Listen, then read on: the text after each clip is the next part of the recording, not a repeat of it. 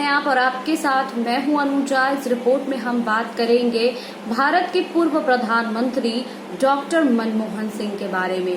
बता दें आपको कि कुछ महीने पहले ही डॉक्टर मनमोहन सिंह ने पीएम नरेंद्र मोदी को एक पत्र लिखा था, जिसमें कई सुझाव भी दिए थे। उन कई सुझावों में से एक सुझाव था कि कोरोना की वैक्सीन को जल्दी रफ्तार देनी चाहिए, जिसको लेकर अब कई जानकार ये भी कह रहे हैं कि मनमोहन सिंह की भविष्यवाणी कहीं न कहीं सच साबित हो रही है।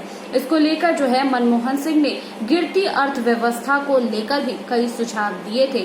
मनमोहन सिंह ने कहा था कि कोरोना की वैक्सीन जो है उसकी रफ्तार जल्दी से बढ़ानी चाहिए। अगर कोरोना की वैक्सीन नागरिकों को लगती है तो इससे जो है वो अर्थव्यवस्था भी जल्दी से पटरी पर आ सकेंगी, लेकिन ऐसा अभी तक होता नहीं दिख रहा है। बता दें कि भारत की अर्थव्यवस्था धीरे धीरे गिरती ही जा रही है, इसमें अभी तक सुधार देखने को नहीं मिली है। वहीं कई जानकार ये भी बताते हैं कि डॉक्टर मनमोहन सिंह इससे पहले एक जो है वो काफी जानकार अर्थशास्त्र भी रह चुके हैं और उन्होंने जो सुझाव दिए थे नरेंद्र मोदी को उस पर अभी तक कार्य नहीं किया गया है। लेकिन इस बीच आपको बता दें कि जब नरेंद्र मोदी को डॉक्टर मनमोहन सिंह ने 3 महीने पहले पत्र लिखे थे, उनमें और भी कई बातों का जिक्र किया था। देखिए इस रिपोर्ट में कि डॉक्टर मनमोहन सिंह ने पीएम नरेंद्र मोदी से और क्या-क्या बातें कही थी।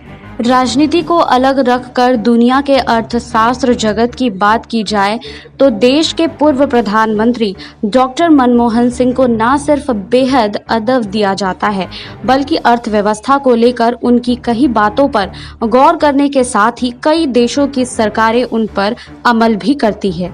अभी हाल ही में उन्होंने देश के बदतर होते आर्थिक हालात पर मोदी सरकार को नसीहत देते हुए आगाह किया कि कोरोना महामारी के कारण जो हालात बने हैं उससे उबरने के लिए आगे का रास्ता बेहद चुनौतीपूर्ण है। लिहाजा भारत को अपनी प्राथमिकताएं दोबारा से तय करनी होगी। हो सकता है कि केंद्र सरकार को उनकी इस नसीहत में भी शिकायत नजर आई हो, लेकिन अब अंतर्राष्ट्रीय मुद्रा कोष यानी कि IMF ने मनमोहन के इस बयान पर अपनी मुहर लगाते हुए इसे सच साबित कर दिया है।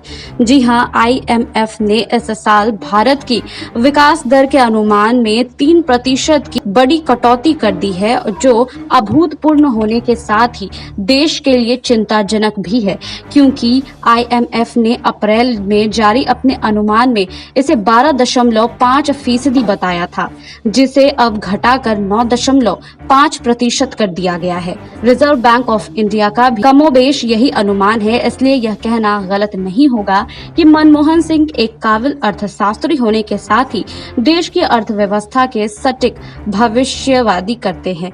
वहीं आपको बता दें कि एक अच्छा ज्योतिषी किसी इंसान का भविष्य 100% सही बताने में थोड़ा चूक सकता है, लेकिन वर्षों का अनुभव रखने वाले अपने किसी योग्य अर्थशास्त्री पर एक देश का पूरा भरोसा करते हुए उनके मुताबिक ही अपनी आर्थिक नीतियां बनाता है। जी हां, दिलचस्प बात यह है कि दुनिया के तमाम देशों में अर्थव्यवस्था को पटरी पर लाने का सीधा नाता अब कोरोना वैक्सीन से जुड़ गया है और उसी आधार पर उसके नतीजे भी सामने आ रहे हैं। मंगलवार को जारी हुई वर्ल्ड इकोनॉमी आउटलुक में इस तथ्य का खुलासा करते हुए कहा गया है कि कोविड महामारी की दूसरी लहर ने आर्थिक रिकवरी के मामले में दुनिया को 2 हिस्सों में बांट दिया है। जिन देशों में वैक्सीनेशन तेजी से हो रहा है, वहां आर्थिक गतिविधियां भी तेजी से पटरी पर लौट रही हैं, लेकिन जिन देशों में टीकाकरण की रफ्तार धीमी है, वो अभी भी आर्थिक रूप से कमजोर बना हुआ है। मसलन अमेरिका व यूरोप के विकसित देशों में वहां के 35% आबादी को कोरोना टीके के दोनों डोज लग चुके हैं। लिहाजा वहां की अर्थव्यवस्था ने विकास की रफ्तार तेजी से पकड़ ली है, जबकि भारत में अब तक महज 10 करोड़ लोगों को ही दोनों डोज लग पाई है। यह भी कम हैरानी की बात नहीं है। जो तथ्य आज वर्ल्ड इकोनॉमी आउटलुक में बताया गया है, उसका अंदाजा मनमोहन सिंह ने 3.5 महीने पहले ही लगा लिया था।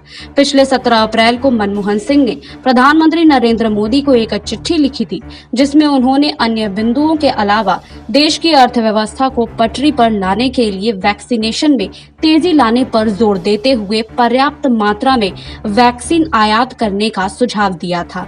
इस पत्र में उन्होंने लिखा था कि कितने लोगों को कोरोना वैक्सीन दी जा रही है, ये देखने के बजाय आबादी के कितने प्रतिशत हिस्से का टीकाकरण किया जा रहा है, ये देखा जाना चाहिए।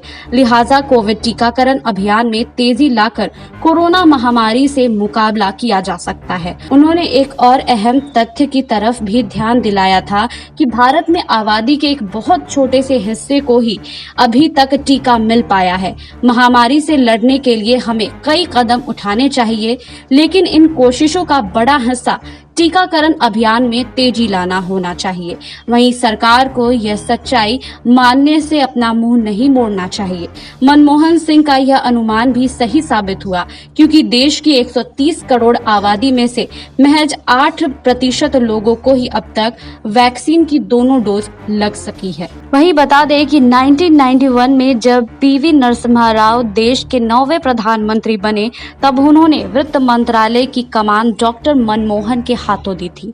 उस समय तक वो रिजर्व बैंक के गवर्नर की जिम्मेदारी भी संभाल चुके थे। उनके सामने कई चुनौतियां सामने आई। शेयर बाजार में हर्षद मेहता घोटाला, पाकिस्तान के साथ हुए युद्ध से धराशायी इकोनॉमी, इंपोर्ट के लिए लाइसेंसिंग सिस्टम, विदेशी पूंजी निवेश पर सरकारी रोक। वहीं मनमोहन सिंह इन सभी चुनौतियों को पार करते हुए इंडियन इकोनॉमी में बड़े पैमाने पर बदलाव किए और अर्थव्यवस्था को मजबूत किया। वहीं आज खुद डॉक्टर मनमोहन सिंह इकोनॉमी की मौजूदा स्थिति को 1991 से तुलना की है। जी हां, आपको बता दें कि पीएम मोदी पर सवाल उठाते हुए चिंता जाहिर की है और कई बातें भी कही हैं। बता दें आपको कि डॉक्टर मनमोहन सिंह इससे पहले भी पीएम नरेंद्र मोदी को इकोनॉमी को लेकर सुझाव भी दे चुके थे। बता दें कि पूर्व प्रधानमंत्री मनमोहन सिंह ने प्रधानमंत्री नरेंद्र मोदी को पत्र लिखकर वैक्सीन अभियान को आगे बढ़ाने का आग्रह किया था। इसके साथ ही सिंह ने यूरोपीय एजेंसी या यूएस FDA द्वारा मंजूर किए गए टीकों को बिना ट्रायल यूज की अनुमति देने के समेत सरकार को 5 सुझाव भी दिए थे। जी हां, आपको बता दें कि इससे पहले डॉक्टर मनमोहन सिंह ने नरेंद्र मोदी को कई सुझाव भी दिए थे, जिसमें कई फॉर्मूले की भी बात कही थी। मनमोहन सिंह ने पत्र में कहा था कि मेरे पास इस संबंध में कुछ सुझाव नहीं है। मैं इस बात पर जोर देना चाहता हूं कि रचनात्मक सहयोग की भावना से आपके विचार के लिए उन्हें आगे रखा जा रहा है। वहीं इसमें मैंने हमेशा विश्वास किया है और उन पर अमल किया है। उन्होंने कहा है था कि सरकार को यह प्रमोट करना चाहिए कि विभिन्न वैक्सीन उत्पादों को खुराकों के लिए क्या ठोस आदेश हैं और क्या आगे 6 महीने में वितरण के लिए कितने स्वीकार किए जाने हैं। गिरती व्यवस्था को ठीक करने के लिए कई जानकार अपनी अपनी राय दे रहे हैं और इस बीच जो है एक जानकार ये भी कहते हैं कि नरेंद्र मोदी को जो मनमोहन सिंह ने सुझाव दिए थे आज से 3-4 महीने पहले, वो सुझाव जो है और वो जो भविष्यवाणी है वो कहीं ना कहीं जो है वो सच होती दिख रही है।